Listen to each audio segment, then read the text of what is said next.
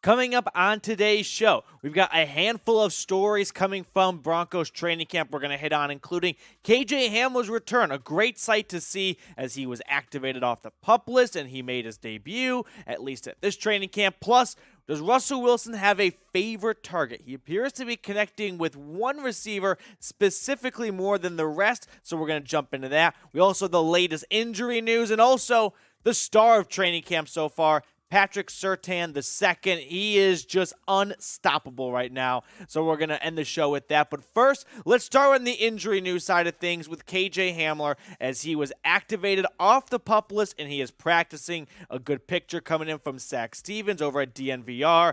And hopefully this is a long-lasting career for Hamler and we can put the injuries to the bed, right? Put them behind us and start moving forward because we're talking about a second-round pick out of Penn State just 2 years ago that in 2 seasons has yet to really break through. Last year had the ACL hip injury early on, and now it's promising to see him be that wide receiver 4.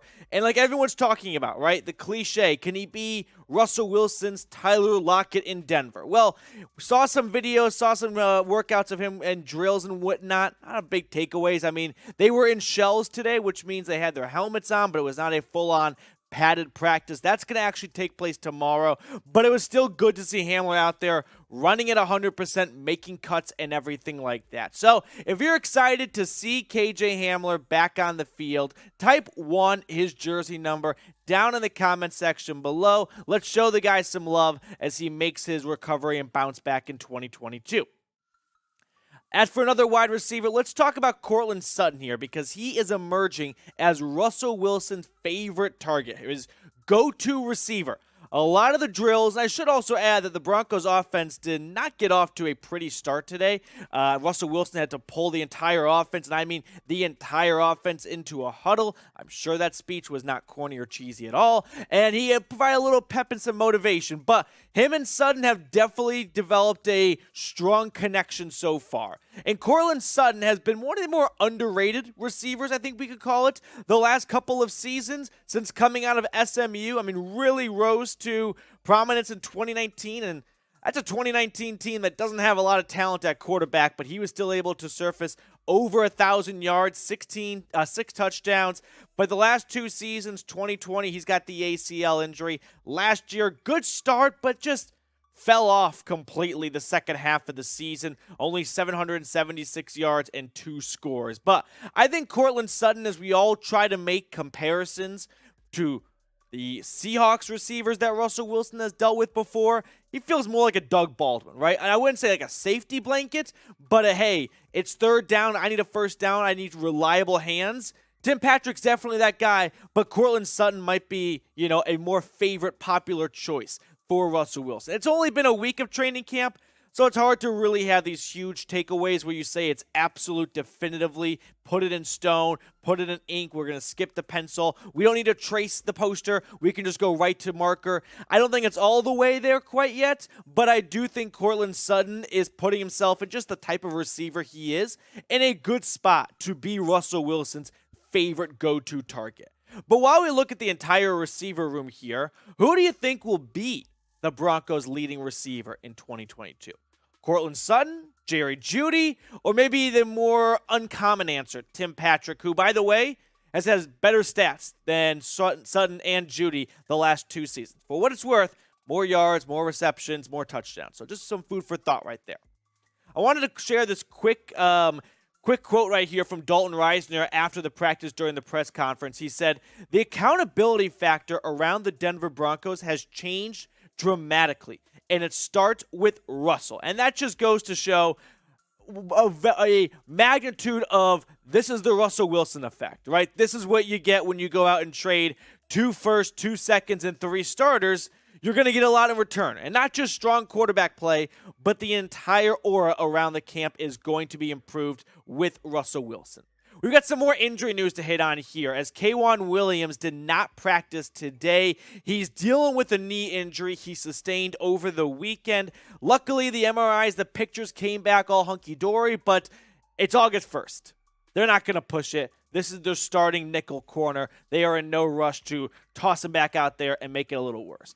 Greg Dulcich, by the way, he's been MIA. Go back to OTAs, right, where he got kind of a mysterious-esque injury. Hackett's been pretty vague when it's come to injuries so far, so that's something to kind of keep a bit of an eye on. But, yeah, so far Dulcich has been working out kind of on the sideline, but he's not been going live in the drills with all the rest of the team. All right, let's get to maybe the most exciting element of today's story, Patrick Surtain, because Justin Simmons probably stole the show to start training camp, but Surtain has just been unbelievable. I mean, if you ask anyone who's been at Broncos training camp the last week and said, what was one thing that stood out to you or one takeaway you had, they're all going to say, number 2 plays like the number 1 corner in the NFL. And ESPN, they dropped their top 10 cornerback list just the last week or so, 2 weeks now, and they had him at 7, which I thought was actually pretty generous for a rookie corner or coming off his rookie season to get top 10. Says a lot right there, especially because he was ahead of players like Marlon Humphrey, A.J. Terrell, Trayvon Diggs. But I'm thinking at the end of this year, if he continues to play like how he's looking so far in camp, he'll be a top 5 guy, right? I think that is exactly where you can expect him to be. He has looked and played like a top 10 corner. So far, Surtain has been just undeniable. He has been awesome to watch play. Now, if you want to get more Patrick Surtain highlights, make sure you subscribe here on the channel. Help us reach 9,000 subscribers. We've got 600 and change to go. Trying to get there before week 1. So if you're looking for a Broncos YouTube channel for free news and rumors updates, we got you covered. And if that is not a good enough reason for you to subscribe, we also give shout-outs here on the channel. Like some of these interesting names we're going to get through together here, but Greener Parts Center, shout out to you. Thank you for subscribing and joining the channel. Martin, Austin, Ryan, Mike, also recent subs, along with Christy Sims, Eli Rand, Zomergan, hope I pronounced that correct. I don't think I did. Coach S, Bedrock, Baby Drop 16, that's a name, and DLCS Gaming. 10 recent subscribers, and if you want your name, picture, and avatar up on screen, well, all you got to do is click that sub button. We got more to get to on today's show, but first I want to give a quick shout out to Aiden Ross Burner because he super thanks the show, and that gets you an automatic spot on screen. So shout out to you. Thank you for your donation to the channel. But Aiden Ross asking, who do you think starts at right tackle for the Broncos? So we're still waiting to see how Billy Turner's right knee is going to shake out, right? That's been something we've all been waiting, I wouldn't say on pins and needles, but as we turn into August, we're getting closer. Now, I think Zach Stevens had a great tweet about the offensive line that can help answer this question before I give you my prediction. But Zach saying Dalton Risner said he loves the competition at offensive guard. It says it's about winning and finding the best 5 offensive linemen to go and win. So I'm going to go with the same idea that Risner had of finding the best 5 offensive linemen. I think that's going to be Hackett's plan as well. And this is what I've got. Not a huge shakeup here. You still got Bowles, Risner, and Cush on the left side and interior offensive line. But I'm putting in Quinn Miners at right guard. Belly, my guy. I think Graham Glasgow took that pay cut knowing not only was his job in jeopardy, but he was probably not a leading candidate to win his starting position back. So I'm going to go with the former University of Wisconsin Whitewater product. And also, I'll put in Billy Turner because I think he is the starting right tackle. Now, whether he's ready for week 1, that's a separate conversation. If not, it's probably going to be Calvin Anderson over on the right side. We've got other news and notes to get to from Dove Valley in just a second, but there's a great deal going on at Fanatics I wanted to share with all of you guys watching. You can get this Broncos t-shirt combo 40% off, all right? Beautiful day at training camp today. Make sure you are repping your Broncos gear in style, but also while staying comfortable, like getting these 2 shirts for 40% off so you can just switch off back and forth each day after that. It's like clean underwear, dirty underwear. Laundry day, you got your cover, doesn't matter. Chatsports.com/Broncos combo. Links in the comments and the description of today's show. Tweet coming in here from Zach Seegers. Good job covering the Broncos. And he was out there early this morning, and so was Caden Davis.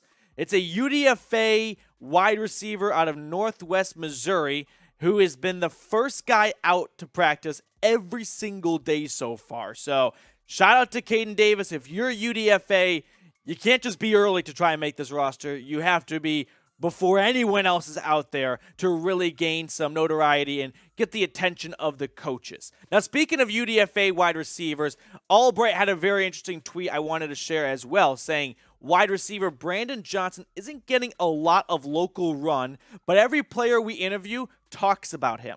Having a good day today, beat Ojemudia for the touchdown. And if there's one thing this Broncos organization does very well, it's finding UDFAs. They've got quite the run of UDFAs that make the Broncos 53-man roster. Just look at the last 5 years, right? You had Andre Mincy, you had Bassey, Malik Reed, Lindsey, Carter.